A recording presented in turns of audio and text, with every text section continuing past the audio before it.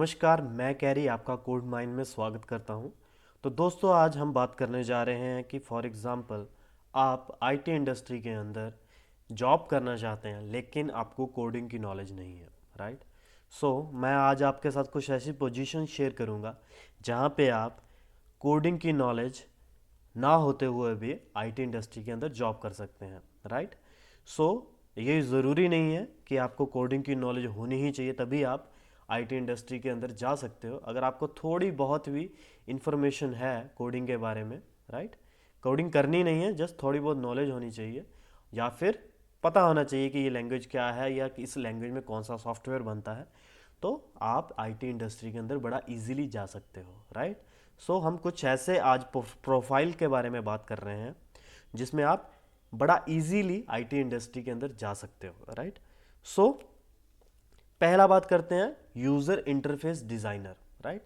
जो designer kind of job है, आप देखते हैं कि जितने भी सॉफ्टवेयर हैं या मोबाइल एप्लीकेशंस हैं, राइट, उनका कुछ ना कुछ लेआउट ज़रूर होता है, ठीक है।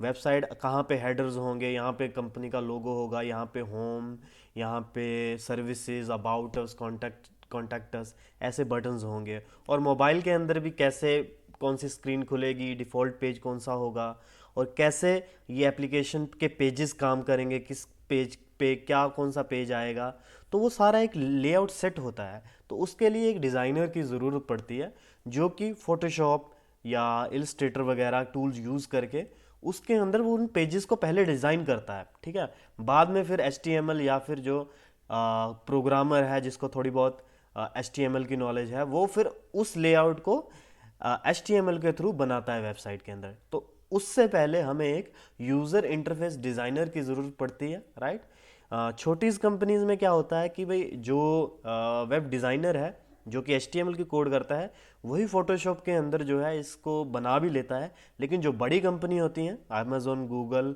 माइक्रोसॉफ्ट वगैरह की, अगर बड़ी कंपनीज की हम लोग बात करें, तो वहाँ पे जो है ये पर्सन्स अलग होते हैं। ये पहले ड्राइंग वगैरह के बहुत क्रिएटिव पर्सन्स होते हैं। तो ये फोटोशॉप, इलस्ट्रेटर वगैरह या कोरल ड्रॉ, इसमें अपना एक लेआउट रेडी करते हैं। पहले एक पूरा एप्लीकेशन का एक पेजेस रेडी किए जाते हैं कि ऐसा कुछ हमारा पेजेस दिखेंगे हमारे वेब एप्लीकेशन के या फिर हमारी मोबाइल एप्लीकेशन के। उसके बाद फिर जो HTML का कोडर है या प्रोग्रामर है, वो फिर उसको HTML में कन्वर्ट करता है। तो अगर आपको प्रोग्रामिंग की नॉलेज नहीं है लेकिन आपकी ड्राइंग और आपकी इमेजिनेशन, क्रिएटिविटी बहुत अच्छी है, तो आप लोग जो है यूज़र इंटरफेस डिज़ाइनर बन सकते हैं और ये बहुत ही अच्छा करियर ऑप्शन है, राइट। तो एक ये ऑप्शन है जिनकी ड्राइंग बहुत अच्छी है। दूसरा ऑप्शन है QA टेस्टर्स, राइट। दो तरह की टेस्टिंग होती है, एक टेस्टिंग ऑटोमेशन टेस्टिंग जिसके अंदर हमें कोडिंग की ज़रूरत पड़ती है। इसके अलावा QA टेस्टिंग होती है। QA टेस्टिंग क्या है कि एक सॉफ्टवेयर पड़ा हुआ है मेरे पास और मैंने इसको चला के देखना है, इसकी हर एक तरह से टेस्टिंग करनी है, इसके पेजेस ठीक तरह से चल रहे हैं, इस पर कोई प्रॉब्लम तो नहीं है, कहीं से कोई पेज ब्रेक तो नहीं हो रहा, कोई एरर तो नहीं आ रहा। तो उसको हम QA टेस्टर बोल देते हैं। वहाँ पे भी कोडिंग की ज़रूरत नहीं है, जस्ट हमें पता होना चाहिए फ्लो का कि कहाँ से किस तरफ हमने टेस्टिंग करनी है, राइट। हमें पता होना चाहिए कि ये रिजल्ट आना चाहिए, तो उसी बेस पे हम लोग टेस्टिंग कर सकते हैं। तो इसमें जस्ट कुछ भी कोडिंग का कंसेप्ट नहीं है, हमें जस्ट सॉफ्टवेयर के अंदर लॉगिन करना है, उसे चेक करना है, अदर कोई एरर है तो उसको हमें टेस्टर को तो उसे हमें एक शीट बना के या कोई सॉफ्टवेयर टूल बना के हमें डेवलपर को या प्रोग्रामर को भेजना है कि यहाँ पे इशू है, वो उसे फिक्स करेगा और फिर दोबारा टेस्टिंग के लिए हमें भेजेगा, तो हम चेक करेंगे। और बेसिकली QA का मीनिंग यहाँ पे है क्वालिटी एश्योरेंस। तो सॉफ्टवेयर की क्वालिटी हम यहाँ पे चेक करते हैं। तो यहाँ पे बिल्कुल भी जो है प्रोग्रामिंग का रोल नहीं है। तो जो लोग इंटरेस्टेड हैं इस जॉब के अंदर, ये भी बहुत अच्छा जॉब ऑप्शन है। और आप लोग इसके अंदर आफ्टर QA टेस्टर आप ऑटोमेशन टेस्टिंग के लिए भी जा सकते हो, क्योंकि आपको टेस्टिंग की नॉलेज तो ऑलरेडी हो चुकी है। तो आप लोग ऑटोमेशन के लिए भी बहुत इजीली जा सकते हो। उसमें भी कोडिंग की ज़रूरत पड़ेगी लेकिन वो इतनी ज़्यादा हाई लेवल की कोडिंग नहीं होती, तो आप लोग बहुत ही इजीली उसको सीख सकते हो। तो ये रहा QA टेस्टर का। नेक्स्ट है कि SEO स्पेशलिस्ट। आप लोगों ने देखा ही होगा कि आजकल डिजिटल मार्केटिंग और ऑनलाइन मार्केटिंग, ऑनलाइन प्रमोशंस का दौर है, ठीक है। तो एसईओ एक बहुत ही अच्छा ऑप्शन है हमारे पास, जिसमें हम लोग ग्रो कर सकते हैं और हम लोग इजीली आईटी इंडस्ट्री के अंदर एंटर कर सकते हैं। और इसमें क्या एक स्पेशलिटी है कि आप जॉब भी कर सकते हो, साथ साथ अपना आप खुद का काम भी कर सकते हो।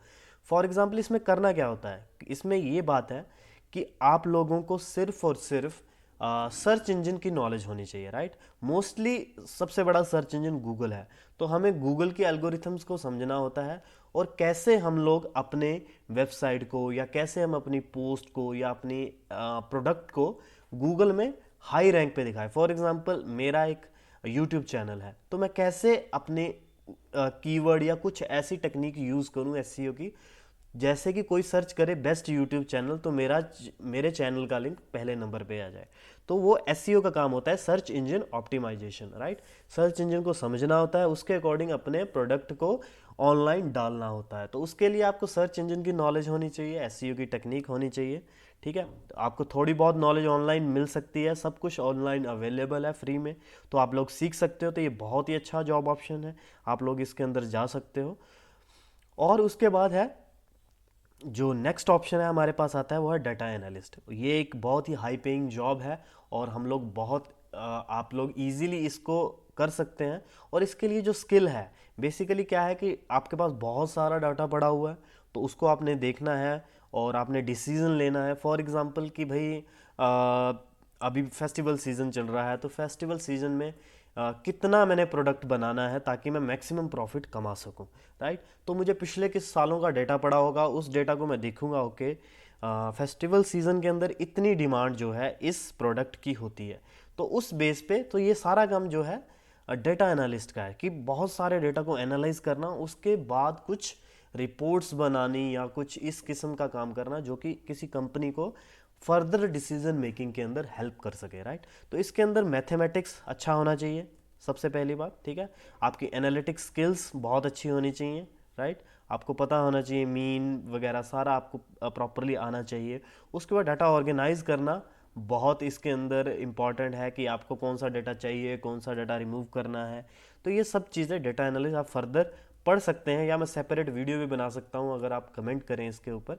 तो ये एक बहुत ही अच्छी data analyst high paying job है ये डाटा एनालिस्ट। इसके अंदर मैथ्स होना चाहिए अच्छा, एनालिटिक्स, और आपको डाटा ऑर्गेनाइज करना अच्छे से आना चाहिए। तो इसके अंदर भी इतना ज़्यादा कोडिंग का कोई इसमें ज़्यादा रोल नहीं है। मैथमेटिक्स अगर आपको अच्छे से आता है, एनालिटिक्स अच्छा है, तो आप इजीली इसके अंदर जा सकते हैं।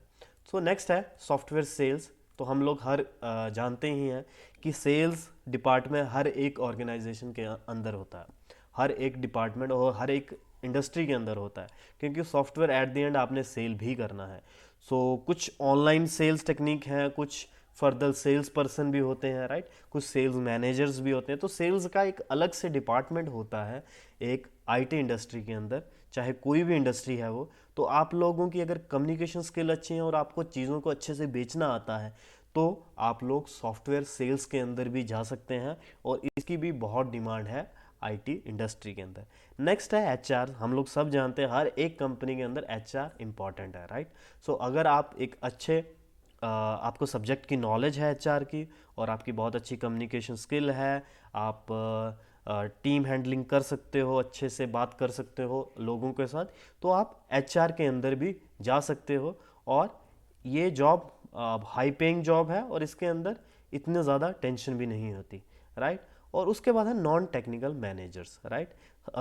आईटी इंडस्ट्री के अंदर दोनों तरह की मैनेजर्स होते हैं। टेक्निकल मैनेजर्स होते हैं जो टीम को संभालते हैं, नॉन टेक्निकल मैनेजर्स भी होते हैं जिनका एस्टिमेट होता है कि टाइम का एस्टिमेट करना, कस्टमर के साथ डील करना, और कुछ भी डेमोज वगैरह, प्रेजेंटेशंस वगैरह कस्टमर को दिखानी। तो बेसिकली ये काम क्या करते हैं कि ये नॉन टेक्निकल होते हैं, लेकिन सॉफ्टवेयर की थोड़ी नॉलेज लेके कस्टमर के साथ दिखाते हैं कि भाई ये सॉफ्टवेयर बनाना है हमने, और इसको ऐसे कर सकते हैं, इसको इतना टाइम लगेगा, इतने डेवलपर की ज़रूरत पड़ेगी। तो नॉन टेक्निकल मैनेजर्स की भी ज़रूरत पड़ती है काम को मैनेज करने के लिए। तो उसके लिए कम्युनिकेशन स्किल अच्छा होना चाहिए, टीम हैंडलिंग अच्छे से होनी चाहिए, और आप जिस सॉफ्टवेयर या जिस प्रोजेक्ट पे काम कर रहे हैं उस प्रोजेक्ट की नॉलेज भी आपको होनी चाहिए। तो इसके अंदर लेकिन क्या है कि आपको मैनेजमेंट का एक्सपीरियंस ज़रूर होना चाहिए, और विदाउट एक्सपीरियंस आपको शायद ये जॉब ना मिले, राइट। और नेक्स्ट है टेक्निकल रिक्रूटर। सो इसके अंदर तो बिल्कुल भी आपको टेक्निकल नॉलेज की ज़रूरत नहीं है। टेक्निकल रिक्रूटर बेसिकली क्या होता है कि हर एक कंपनी के अंदर टेक्निकल पर्सन्स की ज़रूरत पड़ती है, प्रोग्रामर्स की ज़रूरत पड़ती है, डेटाबेस एनालिस्ट, हर एक तरह के पर्सन की ज़रूरत पड़ती है आईटी इंडस्ट्री के अंदर। तो टेक्निकल रिक्रूटर का क्या काम होता है कि वो उस कंपनी के लिए बेस्ट से बेस्ट पर्सन ढूंढ के देता है, राइट। तो वो कॉल करता है एप्लीकेंट को कि भाई हमारी कंपनी के अंदर ओपनिंग है, आप अप्लाई कीजिए, और फिर जो है उसके साथ कम्युनिकेशन करते चेक करता है कि क्या उसके पास रिक्वायर्ड स्किल्स हैं कि नहीं। तो इसके अंदर जस्ट आपको वो पर्टिकुलर जॉब प्रोफाइल के बारे में नॉलेज होनी चाहिए कि भाई कौन सी जॉब के लिए हायर करना है, और सामने वाले बंदे के अंदर क्या क्या नॉलेज होनी चाहिए। तो ये एक बहुत ही अच्छा ऑप्शन है टेक्निकल रिक्रूटर। तो आपने को जस्ट हायरिंग करनी है अपनी कंपनी के लिए, राइट। और ये फ्रीलांसिंग भी लोग करते हैं, खुद की कंपनीज हैं लोगों की जो कि सिर्फ यही काम करते हैं। वो हर एक डिफरेंट डिफरेंट इंडस्ट्रीज के लिए बंदे हायर करके कंपनी को देती हैं, और कंपनी बदले में उनको कमीशन देती है, राइट। देन नेक्स्ट है सॉफ्टवेयर एनालिस्ट एंड डिलीवरी। सो ये एक बहुत ही अच्छा जॉब प्रोफाइल है। इसके अंदर क्या है कि आपकी ये एक तरह का ब्रिज है प्रोग्रामर और कस्टमर के बीच में, राइट।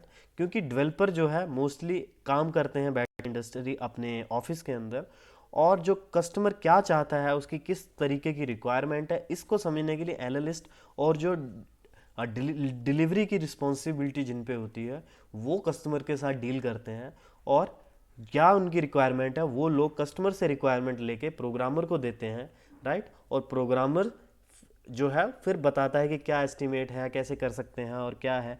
तो एक तरह का ये क्या है, सॉफ्टवेयर एनालिस्ट एंड डिलीवरी, ये एक कस्टमर और प्रोग्रामर के बीच में एक ब्रिज है, राइट। सो ये एक बहुत ही अच्छी जॉब प्रोफाइल है, राइट। और क्योंकि मेंटेनेंस मोड के अंदर बहुत काम बढ़ जाता है सॉफ्टवेयर एनालिस्ट और डिलीवरी पर्सन का, क्योंकि उसके अंदर चेंजेस आते हैं या कोई इशू आता है तो कस्टमर जो है सीधा इनके साथ ही कांटेक्ट करता है, और ये लोग फर्दर प्रोग्रामर के साथ कांटेक्ट करते हैं, और ऐसे जो है एक प्रोडक्ट की मेंटेनेंस चलती है, राइट। सो ये कुछ बहुत ही अच्छी जॉब प्रोफाइल्स मैंने आपके साथ शेयर की हैं जिसमें आप इजीली जॉब कर सकते हैं without having any programming knowledge, right. उसके बाद जो छोटी मोटी जॉब्स आती हैं, अगर आप ज़्यादा पढ़े लिखे नहीं हैं आईटी इंडस्ट्री के अंदर, तो जैसे रिसेप्शनिस्ट हो गया, क्लरिकल जॉब्स हो गई, ठीक है, फाइल्स वगैरह इधर उधर रखनी है, ऑफिस बॉय हो गए, क्लीनिंग, पानी वगैरह पिलाने की जॉब्स, इलेक्ट्रीशियन वगैरह। सो ऐसे ऑफिस स्टाफ की भी ज़रूरत उनको पड़ती ही है, राइट। सो ऐसी जॉब्स भी वहाँ पे अवेलेबल हो सकती हैं, सिक्योरिटी गार्ड्स वगैरह।